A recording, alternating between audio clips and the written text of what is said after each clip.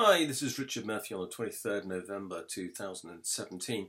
I've just been talking to a friend about why we've had such bad economic forecasts produced by the Office for Budget Responsibility in the last day in support of this year's autumn statement, now called the budget, of course. And I explained that this isn't something that's a new phenomenon. This, in fact, goes back to 2010.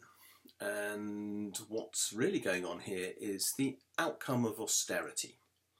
So Philip Hammond may be getting the flak, and I don't mind if Philip Hammond gets the flak for what is actually now being produced, but the reality is that a lot of what we're now witnessing is the legacy of George Osborne. Let's put this in context. Let's explain what's going on. And let's also explain the responsibility for the Office of Budget Responsibility inside this whole process. Fundamentally, of course, the problem was austerity. Austerity is a quite absurd economic idea. What it presumes is that if you try to balance your bank account, then you can run an economy successfully.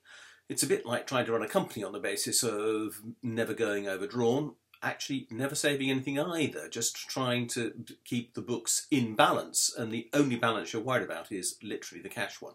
Well, this is a way to actually basically head for disaster as a company, because sometimes you have to borrow to invest and sometimes you'll have surpluses before you distribute them, and on other occasions, frankly, the customer will make sure that you're out of control temporarily because they won't pay on time or whatever, but it doesn't mean to say there's a disaster going on. All it does mean is that, frankly, you need a good bank manager and somebody who's willing to lend money to you. And in the case of the UK, that's readily available. First, we have the Bank of England, which is more than willing to provide money to the government. And secondly, we have vast numbers of people who are willing to lend the government money at this point of time at negative interest rates. That's how desperate people are to lend money to the UK government. There is cash available at what are, in real terms, negative interest rates right now. So trying to balance the books was always a completely absurd idea. But because of the idea of balancing the books, then the Office for Budget Responsibility never encouraged George Osborne to go out and invest. In fact, they discouraged it. And they did that in two ways. One, they said that despite the fact that he was not encouraging investment by the government or anybody else in the UK economy, there would be continuing sound productivity growth. They assumed 2% a year. Now, we now know that that was wrong. We know that the productivity did not continue at that rate. And that is because there wasn't the investment. And what they also assumed was something which is actually more heinous on their part, and I use the word quite advisedly. They assumed that if there was investment by the government, then that would not produce any significant return. Now, this is measured by what is called the multiplier effect. The multiplier is something which is, well, it sounds complicated, it sounds mathematical, and it is. What happens is you assume that if the government spends £1 on investment, does it get back more or less than it invested? I mean, that's the basic assumption that goes on here. And the assumption made by the Office for Budget Responsibility was that most government spending did not produce a rate of return as good as the spend involved, and only modest rates of return were earned if the money was put into actual investment in infrastructure. They assumed much lower rates of return than the IMF and other forecasters have done. They have assumed rates of up to 3 times earned back in terms of rates of return on investment, and always a positive return on government spending when the economy was running at less than full capacity, which has been true for the UK for the last decade. So the Office for Budget Responsibility made two fundamentally false assumptions. One was that despite the fact there was no investment, productivity growth would continue. And the other was that if there was investment, then the rate of return would be very modest.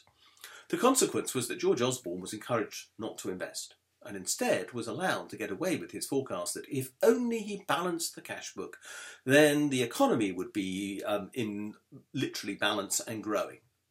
Those assumptions by George Osborne and both of the assumptions by the Office for Budget Responsibility were wrong, and we now know that. What they should actually have assumed is, as the IMF and others did, was that if there was significant investment in the economy, then the rate of return on that to the government would be very high. The process is quite simple.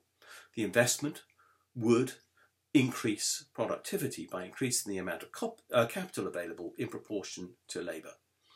The rate of return on labour in proportion to capital would then go up. The consequence of the rate of return on capital in proportion to labour going up is that wage rates rise. When wage rates rise, first of all, people are happy, quite clearly. Secondly, productivity is shown to increase. And thirdly, because wage rates have gone up, so have tax yields. Now, when tax yields go up, the government gets a rate of return. And that's exactly how it would get its money back on investment. And that's exactly what the Office for Budget Responsibility got wrong.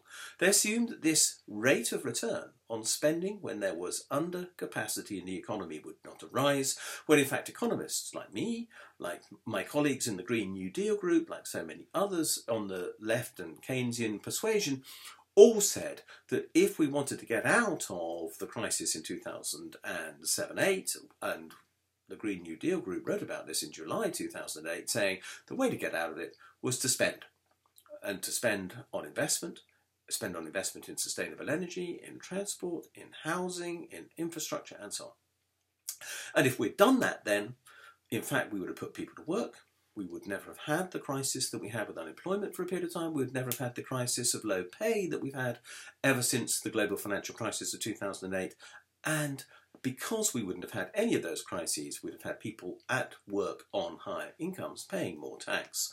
And that higher tax paid would not only have paid back the cost of the investment, but in fact might well by now have balanced the government's books, unless of course we decided to do something more creative with that money, like have a better national health service, prevent all the austerity with regard to benefits and everything else that might have gone on as well. So we could have spent it on income spend, which does produce a lower rate of return in terms of tax yield for government, but we could have done that because we'd have made the rate of return on investment spend. So why have we got this crisis? Precisely because the government didn't listen to people like me and everybody else who said we need to invest to get out of a recession. We've been proved to be right. Let's be blunt about it. We told you so, is one of the things we can now say. The multiplier did exist. The Office for Budget Responsibility got that wrong. What should have happened was the investment should have taken place and the tax yield would have risen. But they didn't do any of that. So what's happened is that we've actually had austerity, George Osborne's policy, crippling the country for 15 years. And to be blunt, the so-called Independent Office for Budget Responsibility sharing responsibility for that. You might call it, as a result, the Office for Budget Irresponsibility quite fairly, and blame its director, Robert Choate, formerly of the Institute for Fiscal Studies, which does have a very strong right-wing persuasion to it, make him carry the blame with George Osborne for the crisis we're now in.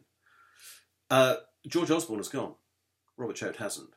I think somebody needs to think about that. And I think that office needs a fundamental reform, because now it's admitting its mistakes without apparently carrying any responsibility for what it's done.